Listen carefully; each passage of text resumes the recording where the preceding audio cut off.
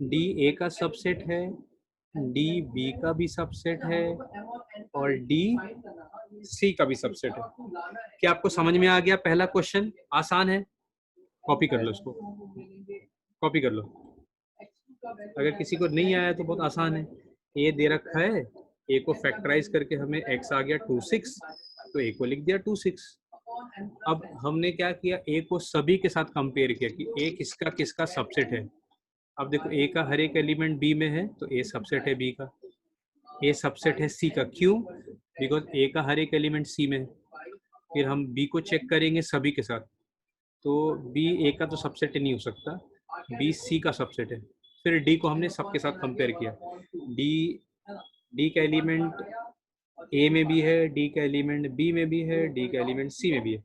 ये पहला क्वेश्चन तो हो गया। हो जाए लिखा तो मुझे बोल देना। और ये लिखना भी बाद में अच्छे से, क्योंकि अगर आपके सो देखो मैथ्स थोड़ा इजी है। हाँ, अभी आपको लग रहा है सर आप कुछ ही बोल रहे हो, इजी तो मुझे तो नहीं लग रहा। स्टार्टिंग में किसी को भी इजी नहीं लगता है। अगर स्टार्टिंग में किसी को इजी लग रहा है तो मतलब वो इजी पढ़ रहा है, ठीक है। थोड़ा सा अगर आप कंपेयर करो ना 10 के मुकाबले 11, देखो 10 और 11 में फर्क में बताओ बच्चों क्या है। 10 में अगर आपने चैप्टर को पढ़ लिया, कितना भी ट्विस्टेड आ जाए आपको 100% आ ही जाएगा।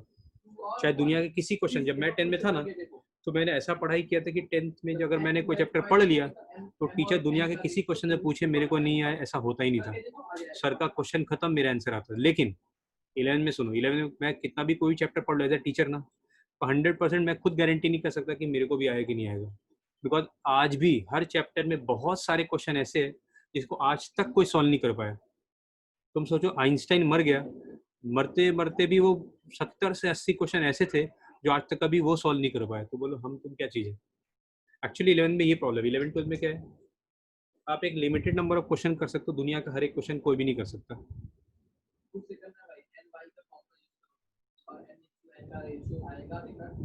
चलो मिटा दो।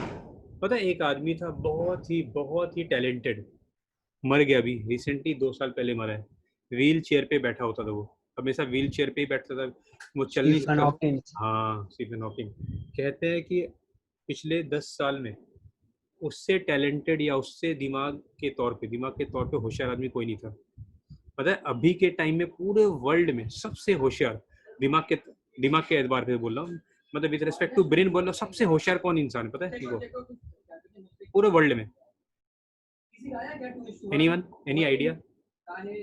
पूरे दुनिया में सबसे होशियार दिमाग के तौर पे, एनी गेस?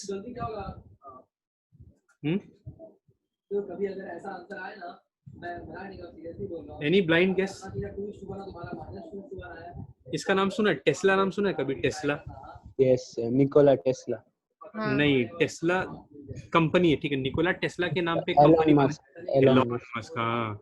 उसका यूट्यूब पे वीडियो सुनना, बाय विवेक बिंद्रा, सुनोगे तुम, बाकी मेरा बोलने का जरूरत ही नहीं। वो उसने बहुत बढ़िया वीडियो बनाया। वो बोलता है कि उसने रॉकेट, है ना जो रॉकेट स्पेस में जाता है, स्पेसएक्स हाँ, कंपनी। स्पेसएक्स कंपनी उसी की है। सोचो उसने बुक पढ़ के रॉकेट बना डाला। बोलो, हम लोग बुक पढ़ के क्वेश्चन सॉल्व नहीं कर पाते, मैं तो नहीं कर पाता था। सोचो उसने बुक पढ़ के, कोई स्कूल कोई इंजीनियरिंग कॉलेज नहीं गया, वो बुक पढ़ के रॉकेट बना दिया, जिसने जो बड़े बड़े इंजीनियर जो बड़े बड़े इंजीनियरिंग कॉलेज पढ़ते हैं पढ़ाते वो नहीं बना सकते। तो वो वीडियो से देखना आपको समझ में आ जाएगा। चलो मैं मिटा रहा हूँ। फर्स्ट तो हो गया। सेकंड क्वेश्चन देखते हैं क्या है। अब बोले in each of the following determine whether the statement is true और फॉल्स। आपको पहचानना है कि ट्रू या फॉल्स है, ठीक है।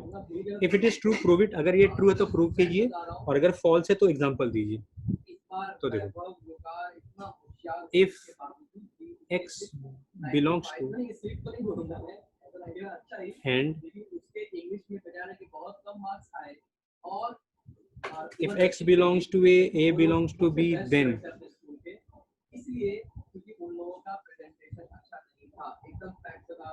x belongs to b। ये आपको प्रूव करके बताना है, ठीक है, कि क्या x belongs to b है। तो देखो इसको हम सॉल्व किस तरह करेंगे, ध्यान देना। देखो मैं x को 1 मान लेता हूँ, a को ले लेता हूँ 1 2, तो आप देख सकते हो x belongs to 1, sorry x belongs to a है, देखो तो। अच्छा,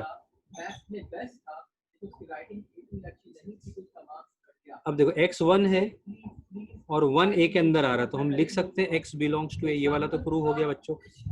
अब देखो मैं b को ले लेता हूँ, देखना बहुत,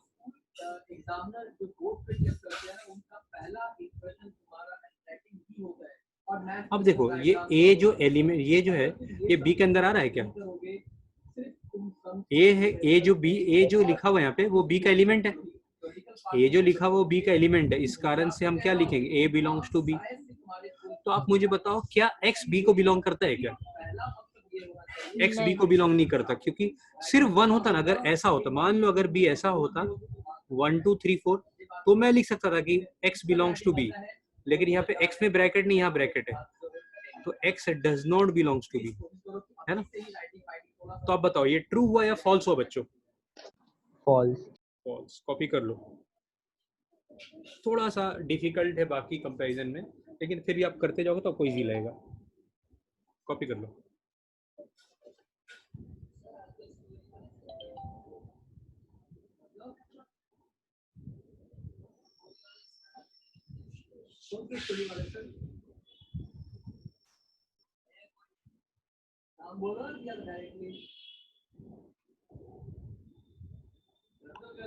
चलो मिटा दो। Yes, sir.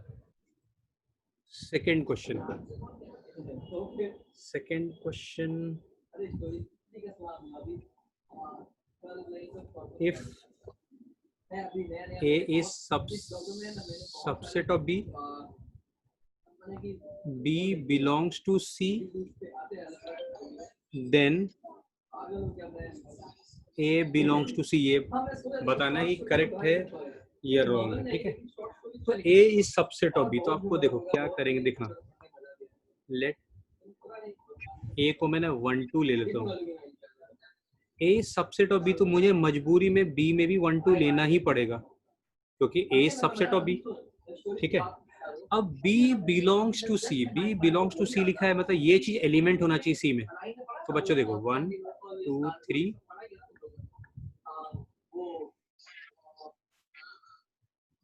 ठीक है।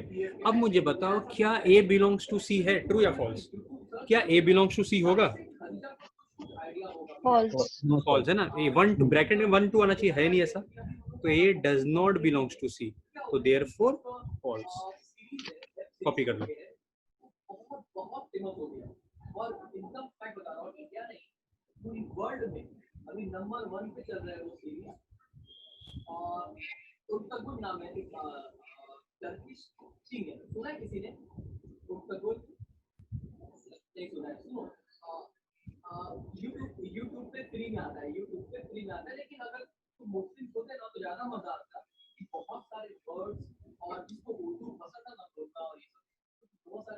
चलो थर्ड क्वेश्चन मिटा दूं, बोलो बच्चों। yes, sir. Third question, if a is subset of b and b is subset of c, then a is also subset of c। देखते हैं क्या ये ट्रू है या फॉल्स है। ये तो बहुत आसान हो गया एक बार के लिए क्वेश्चन, क्योंकि एक जैसा ये सबसेट, यहाँ भी सबसेट, यहाँ भी सबसेट, तो आप अपने हिसाब से भी कुछ भी कर सकते हो। a को 1 2 ले लिया और b को मैं क्या ले लूँ, 1 2 3 ले लूँ, तो अगर b को 1 2 3 ले लूँ तो बच्चों, और c को ले लेता हूँ 1 2 3 4, ठीक है। देखो तो अब देखो क्या a b का सबसेट होगा, हाँ या ना बोलना, है ना। a Yes, sir. सबसेट है b का, और b का हर एक एलिमेंट c में, तो b भी सबसेट है c का। तो अब देखो क्या a सबसेट है क्या c का, बोलो बच्चों, Yes, sir. है ना। तो a is subset of c, तो इसका आंसर क्या हो गया बच्चों, ट्रू। कॉपी कर लो।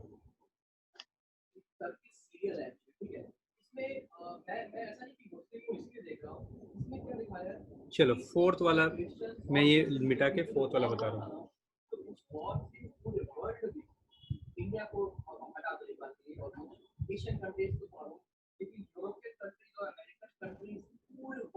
फोर्थ वाला थोड़ा बेटर क्वेश्चन है, मिटा दूं? Yes, sir. ठीक है, fourth question, A is not subset of B and B is not subset of C, then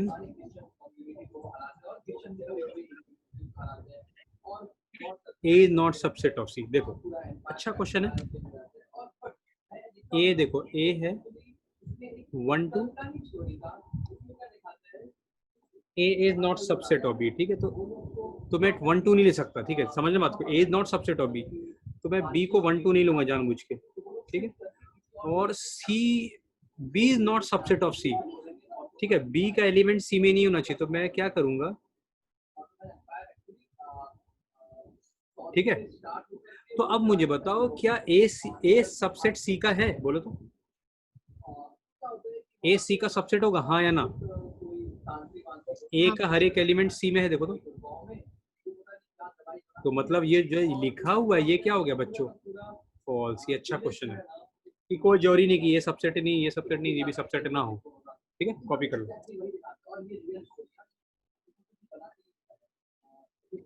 चलो ये कॉपी कर लो, फिर फिफ्थ पे आ रहा है।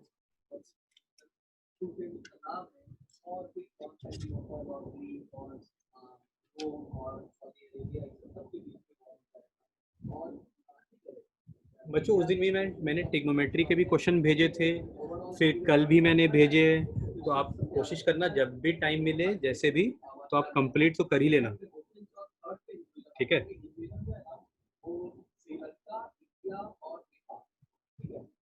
चलो फिफ्थ क्वेश्चन मैं कर रहा हूँ, ठीक है, मिटा दो।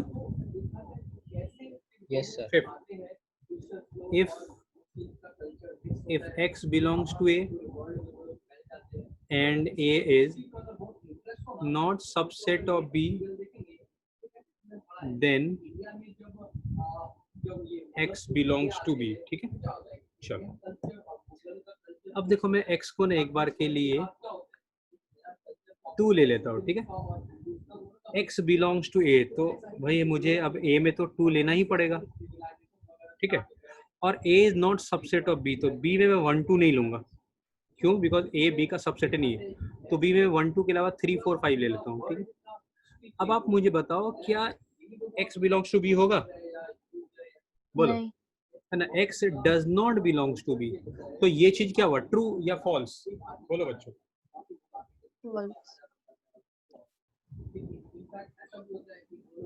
कॉपी कर लो,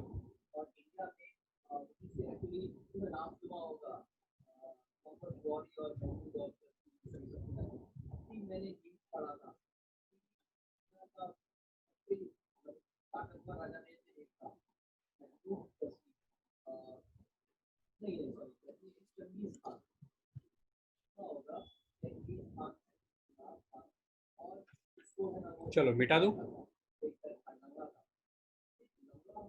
Yes, sir. Sixth question, if A is subset of B and X does not belongs to B, then X does not belongs to A। अब देखो A सबसेट है B का, तो अपने को तो जरा भी सोचना नहीं है, हम A को 1 2 ले लें और B को 1 2 3 ले लेते हैं। तो अब देखो A सबसेट है B का, है ना, A का हर एक एलिमेंट B में है। अब मैं X को ना, X does not belongs to B, X को जानबूझ के 4 ले लेता हूँ। तो आप देखो 4 लिया तो X belongs to B आएगा क्या, बोलो, आया ना?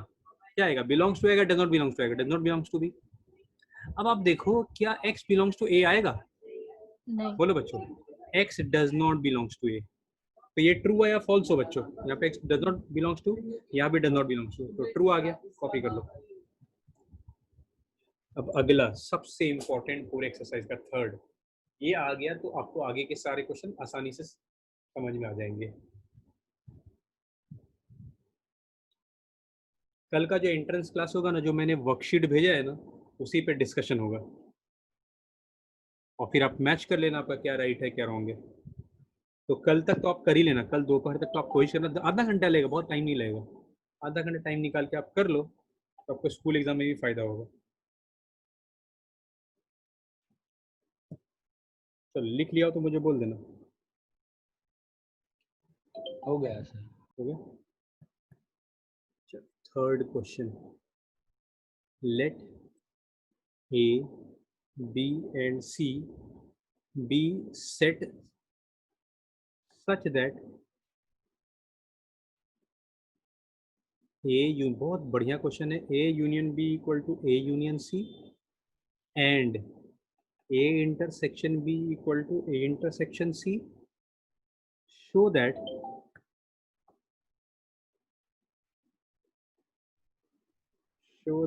B is equal to C। ठीक है, अभी देखो आपको जो बता रहा हूँ लॉजिक इस क्वेश्चन का बहुत इंपॉर्टेंट। ठीक, कैसे बताएंगे कि B और C इक्वल है, सुनना ध्यान से। मैं सॉल्व नहीं कर रहा, पहले आपको लॉजिक बता रहा हूँ। कभी भी ऐसा लिखा हो कि B सबसेट है C का और C भी सबसेट है B का, तो ये तभी, मैं आपको एग्जांपल भी लेके बताऊंगा, इसका मतलब है आप समझ जाना कि B और C इक्वल है। दोनों सेट एक दूसरे का, ठीक है, दोनों सेट एक दूसरे का क्या है, सबसेट है। तो ये तभी पॉसिबल है जब दोनों इक्वल हो। जैसे आपको एग्जांपल के तौर पर बता रहा हूँ, देखो आप मान लो एक बार के लिए ले लो A है 1 2 A और B भी ले लो 1 2। तो बच्चों देखो A सबसेट होगा क्या B का, होगा। B सबसेट होगा क्या A का, होगा, है ना। तो अब देखो A और B इक्वल है। अब मान लो इक्वल नहीं ले तो मान लो एक बार के लिए मैं ना A B को ले लेता हूँ 1 2 3। तो बच्चों बताओ A सबसेट है B का, B सबसेट है A का, क्या B A का सबसेट है? बोलो बच्चों। Yes sir. B A का सबसेट है। B सबसेट A का तभी होगा जब B के सारे एलिमेंट A में होने चाहिए। नहीं होगा, नहीं है ना। क्या आपको समझ में आ रहा है बात? अगर B सबसेट है C का और C भी सबसेट है B का, तभी जाके B और C क्या होगा बच्चों, इक्वल। एकदम गोल्डन वर्ड्स लिख लो, ये आपको याद रखना है। If B subset of C and C subset of B, then B और C क्या होगा, इक्वल। ये आप नोट कर लो, लिख लो। इसी लॉजिक को यूज करके हम लोग ये क्वेश्चन को सॉल्व करेंगे।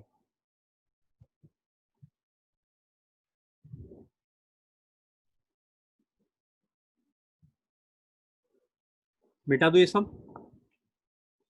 क्या आपको दिमाग में गया बात जो मैंने बोलनी चाहिए? Yes sir.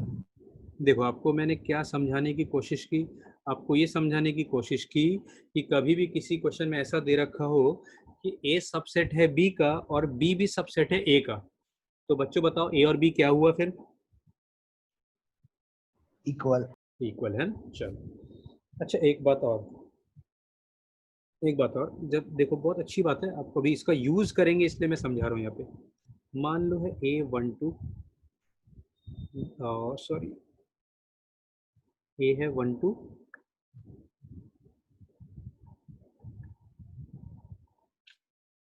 B है 3 4 या 2 3 4 ले लेते हैं, ठीक है।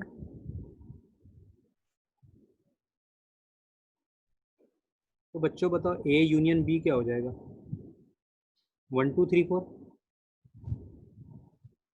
ठीक है। बोलो कोई दिक्कत? तो आप ये बताओ 2 बिलोंग्स टू B है, देखो दिख रहा है आपको 2 बिलोंग्स टू B। तो क्या 2 A यूनियन B को हमेशा बिलोंग करेगा क्या? हाँ या ना बोलना। अगर 2 B को बिलोंग करता है तो क्या हमेशा 2 A यूनियन B को बिलोंग करेगा, हाँ या ना बोलना। हाँ। है ना। तो कहने के बाद आपको ये ऐसे भी समझा सकता हूँ मैं कि अगर X बिलोंग्स टू B है तो बच्चों X हमेशा A यूनियन B को भी बिलोंग करेगा, बिकॉज अगर X B के अंदर आता है तो इसके अंदर भी तो आएगा ही। Yes sir. क्या समझ में आ रहा है बात? ये दो बातें आपको ध्यान रखनी है। अब चलो हम स्टार्ट करते हैं। थोड़ा सा कॉम्प्लिकेटेड है पर इतना भी टफ नहीं, आप एक बार समझने की कोशिश करोगे तो आ ही जाएगा। 100 में 100 लाना है तो इतना तो करना ही पड़ेगा। और देखो मैं रिकॉर्डिंग भी कर रहा हूँ, अब बाद में आपको भेज दूंगा तो आप वापस से देख सकते हो, बिकॉज ये एक्सरसाइज थोड़ा सा है ना, पहली बार में तो किसी को भी दिक्कत होगा। और देखो एक्चुअली क्या है ना, 11th में अगर कोई चीज़ आपको एक बार में समझ में आ जा रहा है ना, तो ये मत समझना कि आप बहुत होशियार हो सकता है आप 0 लेवल का पढ़ रहे हो सकता है आप ऐसा पढ़ रहे हो जो पढ़ना ही नहीं था वो। इवन सेम चीज़, मान लो आपको कोई वर्कशीट मैंने भेजा आईटी का और आपको सारे क्वेश्चन आ रहे हैं, इसका मतलब ये नहीं कि आपको बहुत आता है, इसका मतलब ये है कि आप आईटी का क्वेश्चन ही नहीं कर रहे। वो बोर्ड लेवल का हो गया, बोर्ड से भी ईजी होगा। एक्चुअली इसको आईटी बोलते हैं। इवन जो आईटी में टॉप भी करता है ना, उसको भी सारे क्वेश्चन नहीं आ सकते। जो टीचर पढ़ाता है शायद उसको भी एक आध क्वेश्चन कभी कभी ना आए, सोचना पड़े ऐसा। तो वो लेवल होता है आईटी का। तो समझ लो ना, आईटी पास करना, करते तो इंसान ही है। पढ़ लोगे थोड़ा आपको 2 साल जो पढ़ा है ना, और आप अच्छे से पढ़ लो तो दुनिया की कोई ताकत आपको रोक नहीं सकता। ठीक है, चलो अब हम लोग स्टार्ट करते हैं। देखो बेसिक आइडिया क्या है कि मुझे कुछ भी करके ये बताना है कि बी सबसेट है सी का और सी भी सबसेट है बी का, तो ऑटोमेटिक सी और बी क्या हो जाएगा, इक्वल। यही करना है अपने को। तो चलो मैं क्या कर रहा हूँ,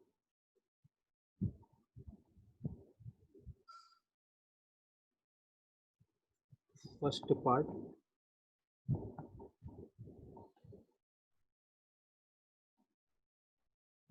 हमें क्वेश्चन में दे रखा है बी और सी इक्वल है। तो पहले मैं कोशिश करता हूँ ये बताने का कि बी सी का सबसेट है। ठीक है, पहले ये प्रूव करता हूँ मैं कि बी सी का सबसेट है। अब देखो, if x belongs to B, मान लो हमने मान लिया let x belongs to B, तो अगर x बिलोंग्स टू b होगा तो बच्चों बताना क्या x belongs to a union b भी होगा क्या? अभी थोड़ी देर पहले आपको सिखाया मैंने। अगर x हाँ। b को बिलोंग करता है तो x a यूनियन b को भी बिलोंग करेगा। अब देखिए तुम में से कौन होशियार है ज्यादा, इसके बदले क्या लिख सकते हो? देखो ऊपर कुछ लिखा हुआ है, a यूनियन b के बदले A कुछ लिख। union C. बहुत बढ़िया, very good, a union c, अच्छी बात है। ठीक है, ये मैंने मिटा दिया, कुछ क्या लिखना था। अब सुनो, x अपने को ये वापस यहाँ पे लिख रहा हूँ कि उसका जरूरत है। अगर एक्स ए यूनियन सी को बिलोंग करता है ना, दो चीज पॉसिबिलिटी, या तो ए को एक्स ए के अंदर आता होगा या एक्स सी के अंदर आता होगा। X belongs to A union B मतलब या तो एक्स ए के अंदर आता है या एक्स सी का एलिमेंट है। क्लियर, यहाँ तक कोई दिक्कत नहीं। अब सुनना, अगर एक्स बी को भी बिलोंग करता है और एक्स ए को भी बिलोंग करता है, तो इसका मतलब यही हो गया कि x belongs to A intersection B. X एक एलिमेंट है जो बी के अंदर भी है और ए के अंदर भी है, तो x तो फिर a इंटरसेक्शन b के अंदर भी आएगा बच्चों, बोलो आएगा? अच्छा अब मुझे बताओ x belongs to a intersection b के बदले क्या लिख दूं मैं? A A intersection C. Intersection C. बहुत बढ़िया, बहुत बढ़िया। अब क्या मैं इसको ऐसा लिख सकता, अगर x belongs to a intersection c, क्या मैं लिख सकता हूँ x belongs to c? Yes sir. लिख सकता हूँ। अब सुनो बहुत काम की बात, अगर x b के अंदर है और बाद में हमने कोई भी x हमने बात किया, कोई भी एक x जो b के अंदर है और हमने प्रूव कर दिया कि वो c के अंदर भी है, इससे ये साबित होता है कि b का हर एक एलिमेंट c में होगा, मतलब b सबसेट ऑफ c। ये कॉपी कर लो। ये पहली बार में किसी को भी अजीब लगेगा, ये क्या है भाई। देखो बहुत सारे स्कूल में ना टीचर क्या करते हैं, एग्जाम्पल लेके कर देते हैं, वो चलेगा एक बार, but that is not perfect तरीके से। कोई टीचर स्ट्रिक्ट आ जाए, 0 मार्क बैठा दे।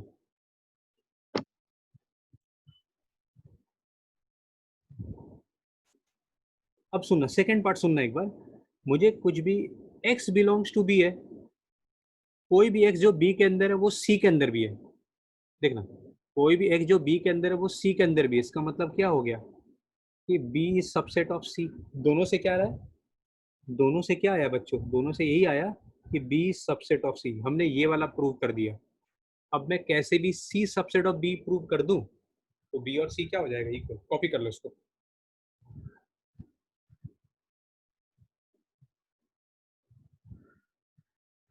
अब देखो ये अगर आपको समझ में आ गया ना, थोड़ा बहुत 50% भी आ गया, तो दूसरा देखो तो पूरा समझ में आ जाएगा। अब थोड़ा आप लोग से मैं पूछता जाऊंगा, ठीक है? चलो मिटा दूं नीचे वाला ये, बोलो बच्चों। Sir. चलो मैं मिटा रहा हूँ।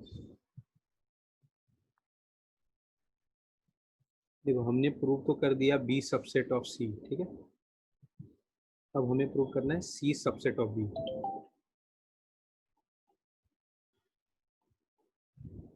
देखो बच्चों, मुझे प्रूव करना है अब सी इज सबसेट ऑफ बी। तो मैंने लेट कर लिया, लेट एक्स बिलोंग्स टू सी। ठीक है, सॉरी सर, अब एक्स लेना, अब वाई ले लेता हूँ। ठीक है, वाई बिलोंग्स टू सी। एक मिनट रुको, मेरे पापा बुला रहे हैं, एक मिनट।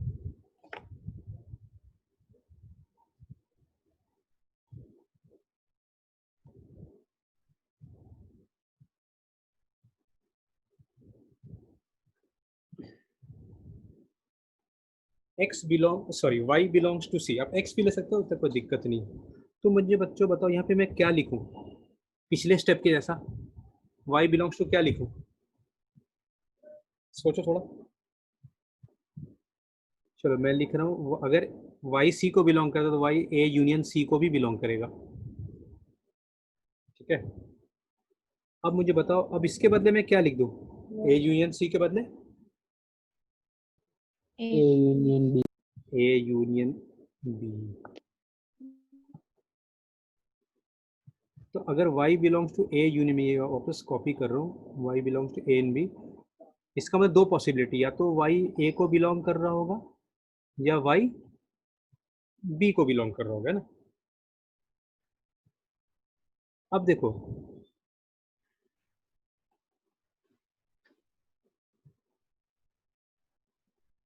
y सी को भी बिलोंग करता है, y ए को भी बिलोंग करता है। ठीक है, तो क्या लिखूं मैं, y belongs to C, y C के अंदर भी आ रहा है, y ए के अंदर भी आ रहा है, तो क्या लिख सकता हूँ मैं इसको, बोलो तो। y एक एलिमेंट है जो सी में भी है और ए में भी है, तो क्या लिखूं मैं इसको, y belongs to A intersection C. Perfect perfect, बहुत बढ़िया, ए इंटरसेक्शन सी। अब मैं ए इंटरसेक्शन सी के बदले कुछ लिख सकता हूँ क्या, देखो तो ऊपर। A intersection B. बहुत बढ़िया बहुत बढ़िया। तो इसका मतलब अगर वाई सी में है, देखो, तो मतलब अगर वाई ए इंटरसेक्शन बी को बिलोंग करता है तो वाई बिलोंग्स टू बी भी होगा, होगा। अब देखो वाई, कोई Yes. भी वाई सी के अंदर भी है और वही वाई बी के अंदर भी है, तो इसका मतलब सी क्या हो गया बच्चों, सी सबसेट ऑफ बी हो गया। यहाँ पे भी वही आ रहा है, देखो वाई सी में भी है और वाई बी में भी है, जो भी वाई सी में है वही वाई बी में भी है, इसका मतलब सी का हर एक एलिमेंट बी में होगा, सी सबसेट ऑफ बी। तो दोनों से क्या प्रूव हो गया, सी सबसेट ऑफ बी, है ना। दोनों से हमें क्या प्रूव कर दिया, सी सबसेट ऑफ बी। इसके पहले हमने क्या प्रूव किया था, बी सबसेट ऑफ सी। तो बी सबसेट ऑफ सी, ये वन हो, ये टू ले लो, पिछले बार वाले को वन ले लो, कॉपी कर लो, इतना पहले आप कॉपी कर लो,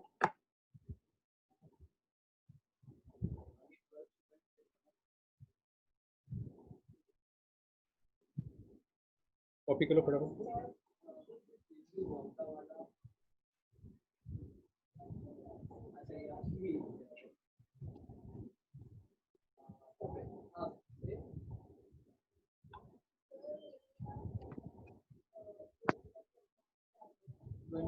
चलो मिटा दूं। Yes, sir.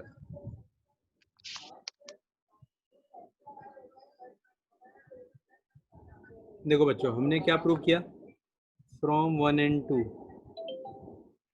वन था क्या, वन था B subset of A, sorry B subset of C one था, और सी सबसेट ऑफ बी ये टू था। तो दोनों एक दूसरे का सबसेट है, इसका मतलब बी और सी क्या हो गया बच्चों, कॉपी कर लो।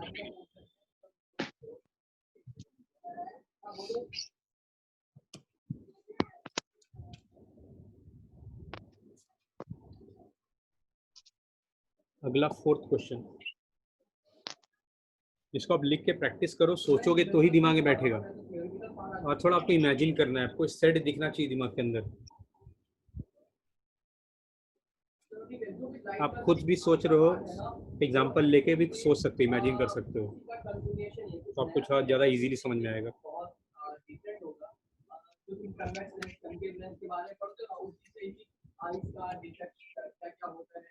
चलो बच्चों, लिख लिया, मिटा दूं।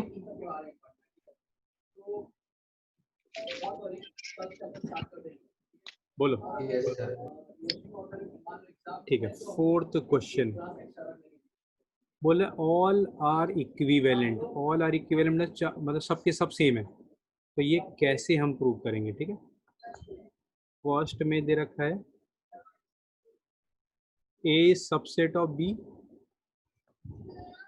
सेकेंड दे रखा है A minus B equal to empty set,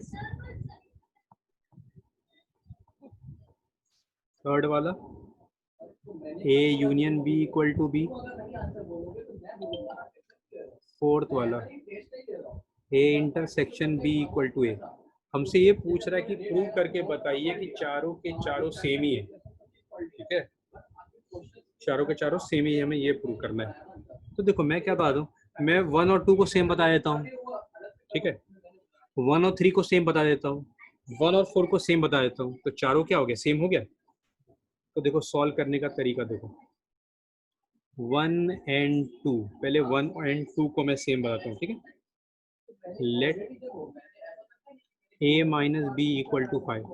देखो आपको एग्जाम्पल लेके बता रहा हूँ, आप एग्जाम में मत लेना, आपको समझाने के लिए बता रहा हूँ मैंने a को 1 2 3 ले लिया,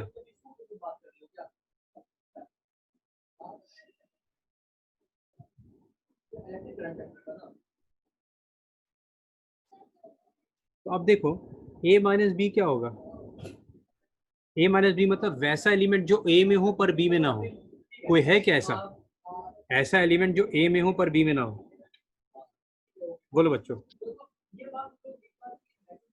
ऐसा कोई No, sir. एलिमेंट है ना, एम्प्टी सेट। ये मैंने आपको समझाने के लिए बताया, आप एग्जांपल लेके भी कुछ स्कूल में टीचर करते हैं, बच्चे भी करते हैं, पर वो परफेक्ट नहीं है। अब देखो यहाँ पे, अभी सुनना, a minus B, let a minus B equal to 5, इसका मतलब क्या हो गया, देयर एग्जिस्ट, अगर आपके स्कूल में टीचर एग्जांपल लेके भी करते तो आप एग्जाम में कर देना, कोई दिक्कत नहीं। There exist a number x such that, मतलब एक नंबर ऐसा है जो such that x belongs to, देखो एक ऐसा x है जो x तो a में है,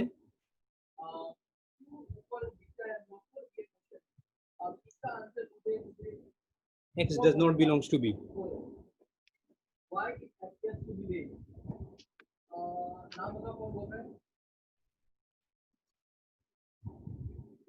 कोई ऐसा है, एक भी ऐसा एलिमेंट नहीं है जो x में हो, a में हो पर b में ना हो। देखो आप यहाँ पे कोई भी एलिमेंट ऐसा नहीं दिख रहा होगा जो a में है पर b में ना हो। देयर इज नो लिखा हुआ है, there is no x such that.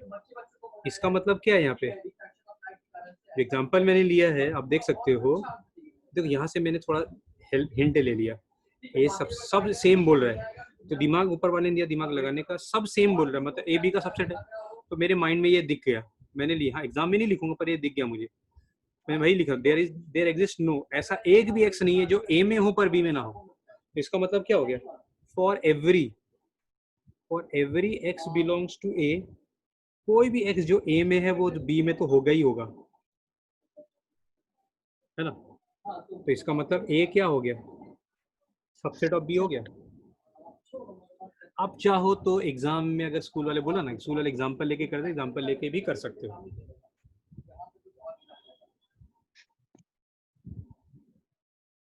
देखो अभी आप सोचोगे ये क्या लिखा है, इस चीज को मैंने वर्ड्स में लिख दिया है, a minus B equal to 5, मतलब इसको लैंग्वेज में ऐसा लिख दिया।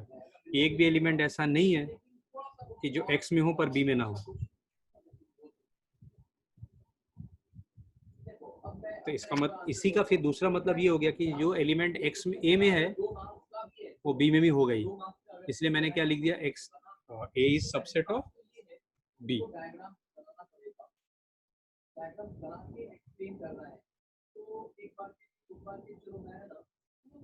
चलो हो गया। तो देखो मैं सेकंड से चला था, फर्स्ट पे आ गया, सेकंड को मैंने फर्स्ट में कन्वर्ट कर दिया, मतलब दोनों क्या हो गया, सेम ही हो गया। कॉपी कर लो। थर्ड क्वेश्चन, सॉरी थर्ड नहीं, सेकंड मिटा रहा हूँ मैं ये, ठीक है, थोड़ा बाद में अच्छे से सोचना, नहीं आया तो मुझे वापस पूछना, कोई दिक्कत नहीं। यहाँ जो एग्जाम्पल लिखा हुआ ना बाजू, उसको ध्यान में रख के सोचोगे ना तो आपको समझ में आ जाएगा। मौलिन आप लोग का 5 मिनट और लगेगा टाइम। अब मैं कर रहा हूँ फर्स्ट एंड थर्ड, मतलब देखो A union B equal to B, ठीक है, इससे मैं फर्स्ट वाला प्रूव करूंगा। तो मैं लिखूं let x belongs to A।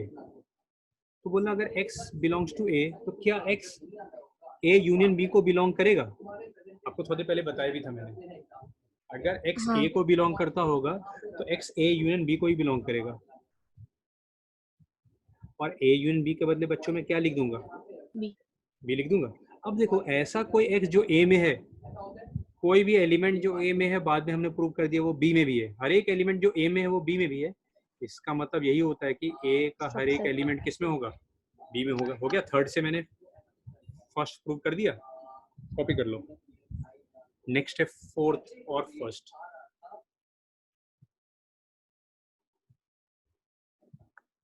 मिटा दूं? Yes, sir.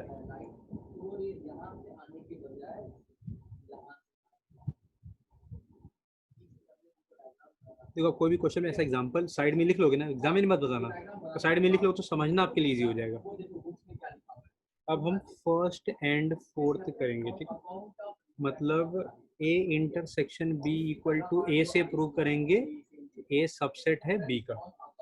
तो अगेन देखो let x belongs to A, ठीक है। तो बच्चों अगर x belongs to A A intersection B तो A के बदले क्या लिख दूंगा मैं? देखो A के बदले लिख दूंगा A इंटरसेक्शन B। तो अगर x belongs to A intersection B तो यहाँ से लिख सकता हूँ x बिलोंग्स टू B, मतलब x A में भी है और B में भी है। और हमने अगर जो x A में है, हर एक x जो A में है वो B में भी है, इससे यही प्रूव होता है कि A is subset of B। तो देखो फर्स्ट एंड सेकंड इक्वल है, फर्स्ट और थर्ड इक्वल है, फर्स्ट और फोर्थ इक्वल है। इसका मतलब क्या हुआ फाइनली कि फर्स्ट से लेके फोर्थ तक चारों इक्वल है। बस एक लास्ट क्वेश्चन आज के लिए, फिफ्थ वाला भी कर लेते हैं, बस जल्दी लिखो फटाफट। फिर आप ये सारे क्वेश्चन वापस से करो, ठीक है, वापस से देखो क्या किया मैंने, कोई दिक्कत लगे तो मुझे बोलो और वापस से सॉल्व करो। मिटा दूं?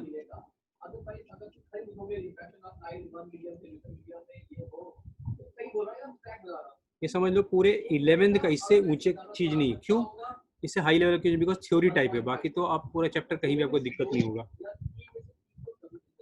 इसलिए मैंने सोचा कि चलो बताए। तो ए सबसेट ऑफ बी तो आपको प्रूव करना है C minus B is subset of C minus A, ठीक है।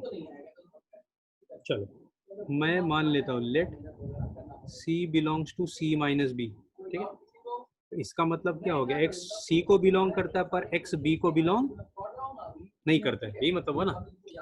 X belongs to C minus B मतलब एक्स सी को बिलोंग करता है पर एक्स बी को बिलोंग नहीं करता है। अब आप देखो ए इज सबसेट ऑफ बी, ठीक है। देखो आप ये ए है, ए 1 2 है और बी है 1 2 3। अगर x b को बिलोंग नहीं करता तो क्या कभी x a को बिलोंग करेगा? नहीं No. है ना, बिकॉज a का हर एक एलिमेंट b में। तो अगर x b में ही नहीं तो a में तो हो ही नहीं सकता। ऐसा भी आप समझ सकते हो, जैसे ऐसे लिख दूं ना तो भी आपको समझ में आ जाएगा। देखो a b का सबसेट है, अगर x b में नहीं है तो a में तो हो ही नहीं सकता। तो हम क्या लिखेंगे? हम लिखेंगे बच्चों अगर x does not belongs to b लिखूंगा तो x does not belongs to a भी आएगा। अब अगर x c को बिलोंग नहीं करता पर x c को बिलोंग करता पर x a को बिलोंग नहीं करता तो क्या लिखूंगा बोलो? x belongs to c but does not belongs to a। तो मैं क्या लिखूं यहाँ पे? बोलो बच्चों। C minus C A. Minus A हाँ बहुत बढ़िया, x belongs c minus a। अब देखो every x which belongs to c minus b it also belongs to c minus a। तभी पॉसिबल है जब c minus b is subset of c minus a। Copy कर लो।